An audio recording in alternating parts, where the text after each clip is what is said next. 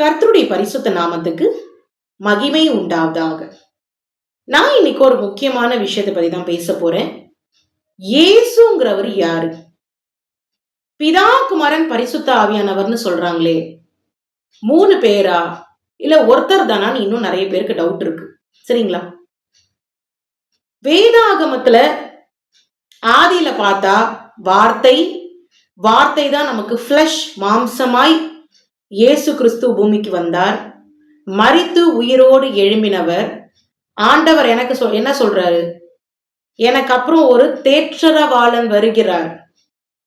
அவர் உங்களுக்கு ஆறுதலின் தகப்பனாகவும் சமாதானத்தை கொடுக்கிறவராகவும் அவர் உங்களை பாதுகாப்பார்னு சொல்லி எனக்கு பின்னாடி ஒருத்தர் வராரு அப்படின்னு சொல்லிட்டாரு.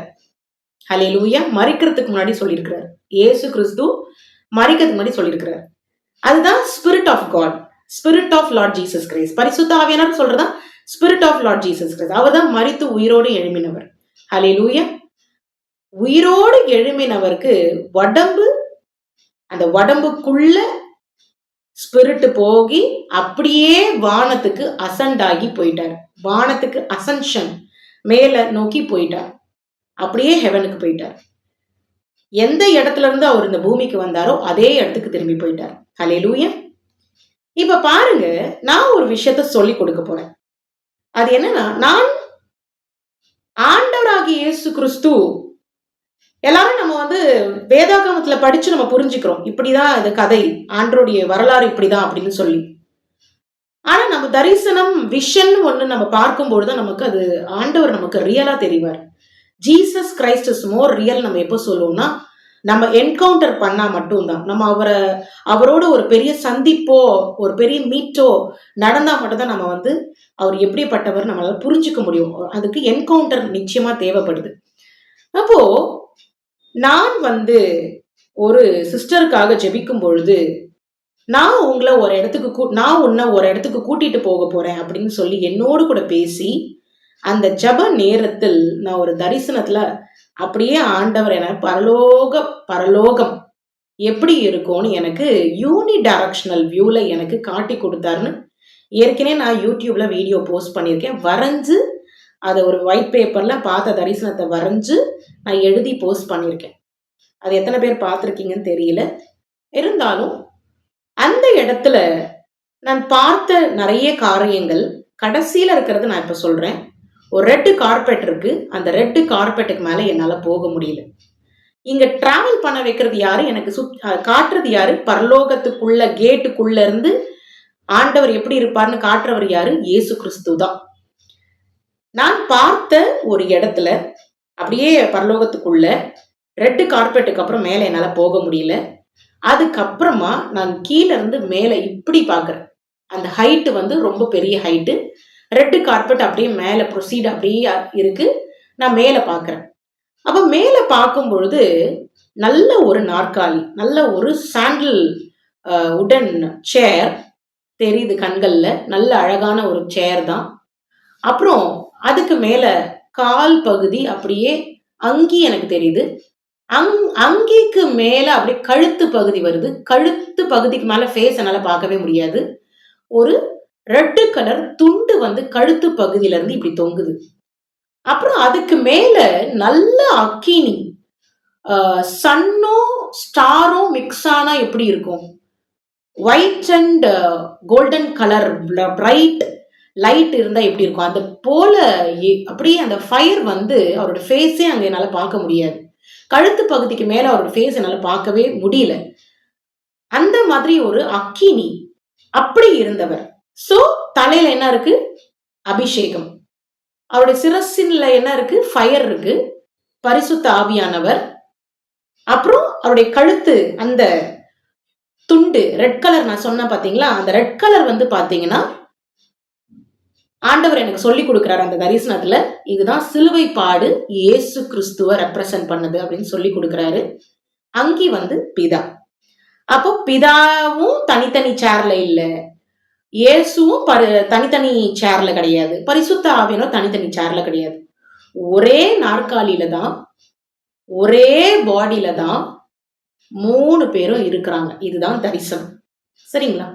இந்த தரிசனத்தை பார்த்து முடிஞ்சு ஒரு 45 மினிட்ஸ் எனக்கு அதுக்கப்புறம் பார்த்தீங்கன்னா 10 நாள் கண்டினியூஸா தூங்கி எந்திரிச்சா எப்படி இருக்கும் அது போல என்னுடைய கண்ணு வந்து அப்படியே அந்த தரிசனம், அந்த ஒளி, அந்த சிரசின் மேல் இருக்கிற அக்கினியை பார்த்ததுக்கு அப்புறம் எனக்கு அப்படி ஒரு கண்ணு வேற மாதிரி எனக்கு ஃபீல் ஆச்சு. அப்புறம் கொஞ்சம் கொஞ்சம் அப்புறம் அந்த காட்சி என் கண்ணிலே தான் இருக்கு.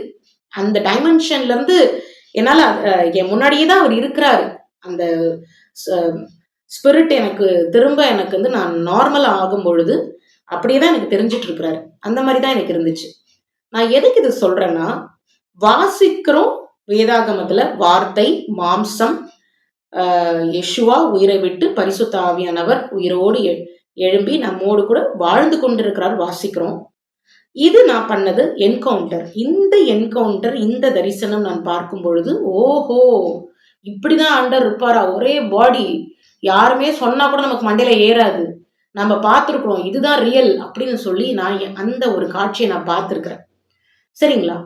அதனால நான் இப்ப தெளிவா சொல்றேன், ஒரே உடம்பு தான், தனித்தனி சேர்ல எல்லாம் கிடையாது. ஆனா வேலைகள் மட்டும்தான் 3 விதமான வேலைகளை செய்யறாங்க. ஆனா ஒரே நபர் தான். சரிங்களா? அதனாலதான் ஸ்பிரிட் ஆஃப் காடு ஸ்காட்லாண்ட்லயும் இருக்க முடியுது, இங்கிலாந்துலயும் இருக்க முடியுது, இந்தியால இருக்க முடியுது, எல்லா இடத்துலயும் இருக்க முடியுது. ஹல்லேலூயா. இது ஒரு விஷயம்.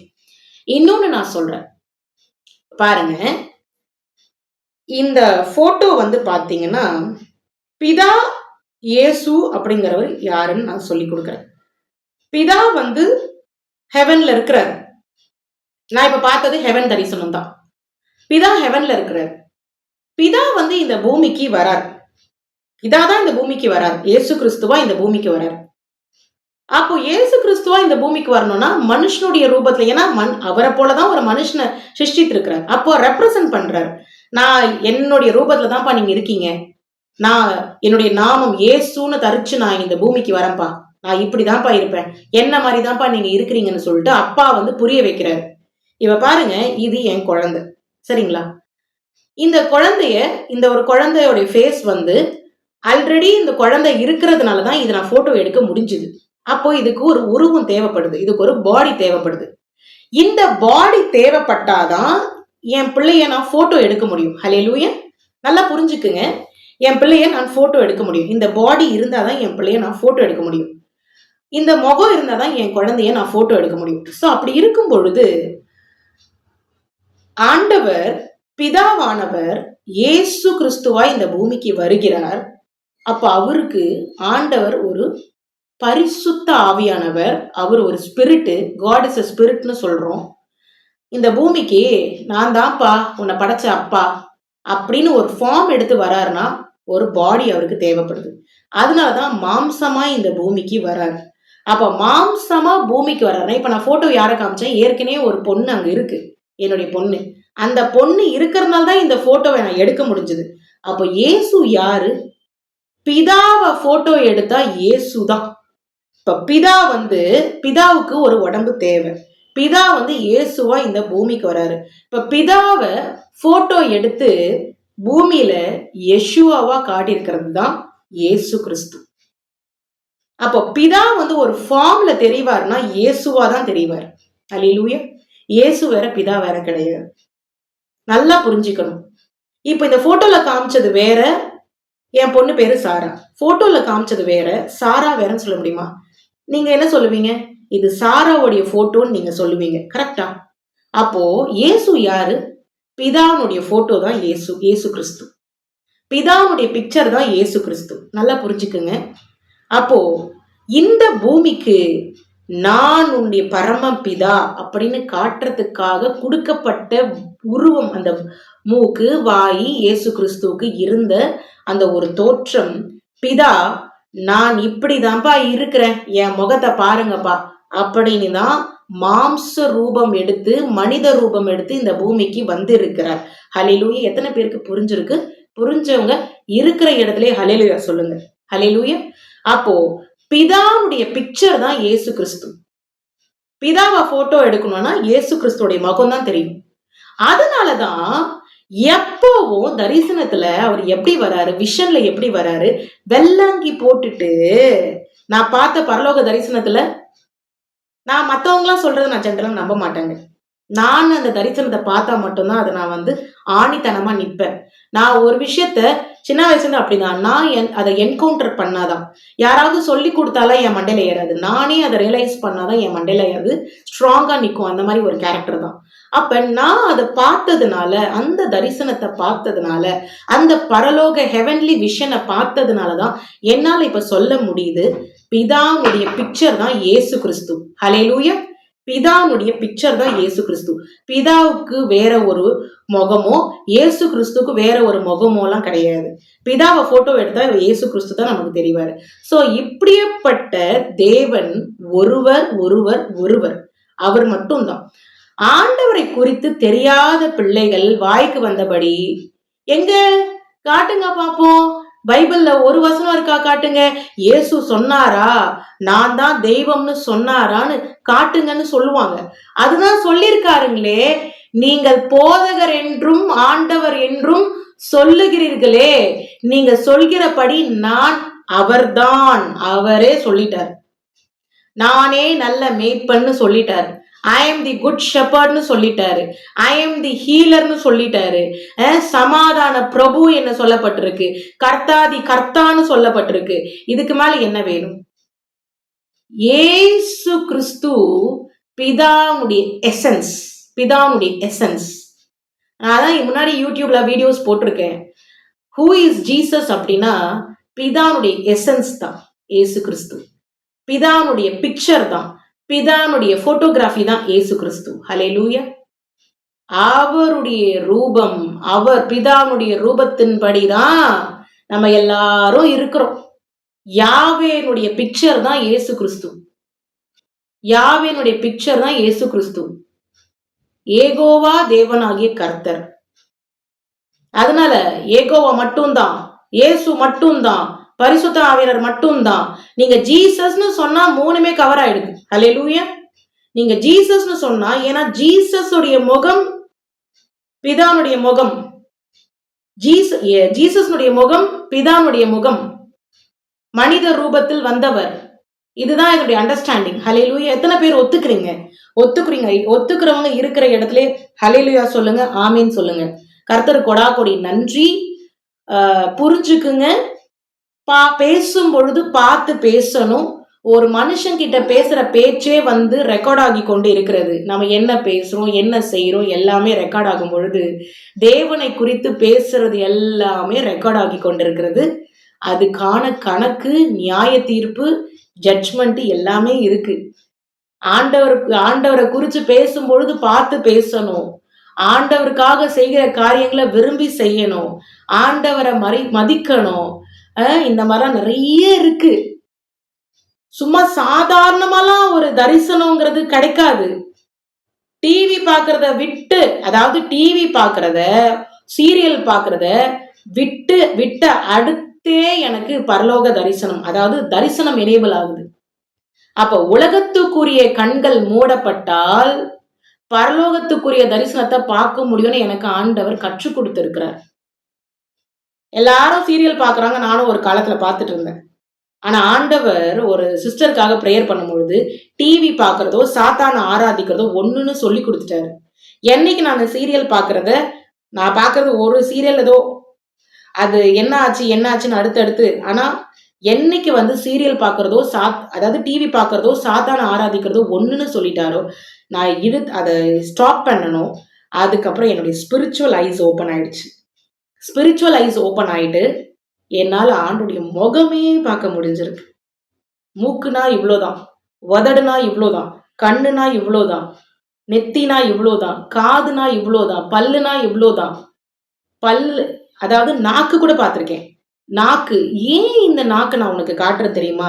இந்த நாவுனாலதான் இந்த பிரபஞ்சத்தையே நான் படைச்சிருக்கிறேன். அதனாலதான் இந்த நாக்கு நான் உனக்கு காட்டியிருக்கிறேன். சோ இப்படியெல்லாம் பேசுறதுக்கு நான் தகுதியா? நான் ஒரு சாதாரண மனுஷி. அதனால ஆண்டவரை பத்தி பேசும் பொழுதோ, அவரை குறித்து யோசிக்கும் பொழுதோ, உங்களுக்கு எனக்கெல்லாம் அவரை குறிச்சு நினைக்கும் பொழுது கண்ணில் ஆட்டோமேட்டிக்கா தண்ணி வந்துருது. ஏன்னா அத்தனை அவ்வளவு கஷ்டப்பட்டிருக்காரு, அவர் நொறுக்கப்பட்டிருக்காரு. ஒன்லி ஒன் சன், ஒரே ஒரு குமாரன், கிரஷ்ட் கிரஷ்ட் கிரஷ்ட் கிரஷ்ட், நொறுக்கப்பட்டார். பிதாவுடைய ஒரே குமாரன் நொறுக்கப்பட்டார், நொறுக்கப்பட்டார். பிதாவானவர் யெஷுவாவாய் இந்த பூமிக்கு வந்து நொறுக்கப்பட்டிருக்கிறார். அதனால அவரை குறிச்சு நினைக்கும் பொழுது கண்ணில் தண்ணி ஆட்டோமேட்டிக்கா வந்துருது. அப்படியெல்லாம் நமக்காக அவரு இருக்கிறவர், இருக்கிறவர், இருந்தவர், இருக்க போகிறவர். சொந்த பந்தங்கள் உங்களை ரிஜெக்ட் பண்ணலாம், நண்பர்கள் உங்களை ரிஜெக்ட் பண்ணலாம், சுற்றி இருக்கிற நெய்பர்ஸ் உங்களை ரிஜெக்ட் பண்ணலாம். ஆனா ஒருத்தர் உங்களுக்காக இருக்கிறார், அக்செப்ட் பண்றவர். ஆல்வேஸ் அக்செப்டன்ஸ் தான், நோ ரிஜெக்ஷன்ஸ் ஃப்ரம் ஹிம். ஹல்லேலூயா. நான் அடிச்சு சொல்லுவேன், இந்த பூமியில தான் என் பிள்ளைங்க கிட்ட நான் சொல்லுவேன், நடு ராத்திரில யாராவது உங்களை எழுந்து கேட்டா, இந்த உலகத்திலே யாரு பிடிக்கும்னு உங்களை கேட்டா, இயேசுதான் உங்களுக்கு பிடிக்கணும்னு சொல்லணும் அப்படின்னு என் பிள்ளைங்க நான் சொல்லி வச்சிருக்கேன். சின்ன சின்ன பசங்க தான். அப்போ இயேசு அப்படிங்கிற பெயரை கேட்டா சாத்தான் நடுநடுங்கி போறான்னா, அப்ப இயேசுனுடைய பெயருக்கு எப்படியாப்பட்ட வல்லமை இருக்கு. அருமையான தேவ பிள்ளைகளே, ஜீசஸ் யாருன்னு புரிஞ்சுக்கிட்டீங்களா? பிதாவுடைய பிக்சர், பிதாவுடைய போட்டோ, பிதாவுடைய போட்டோ தான் ஜீசஸ் கிரைஸ்ட். ஹல்லேலூயா. கர்த்தர் கொடாகொடி நன்றி.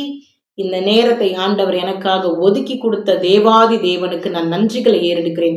கர்த்தர் உங்களை ஆசிர்வதிக்கவே ஆசிர்வதித்து பலுகி பெருக செய்வார். இயேசுவின் ரத்தம் ஜெயம். ஹல்லேலூயா.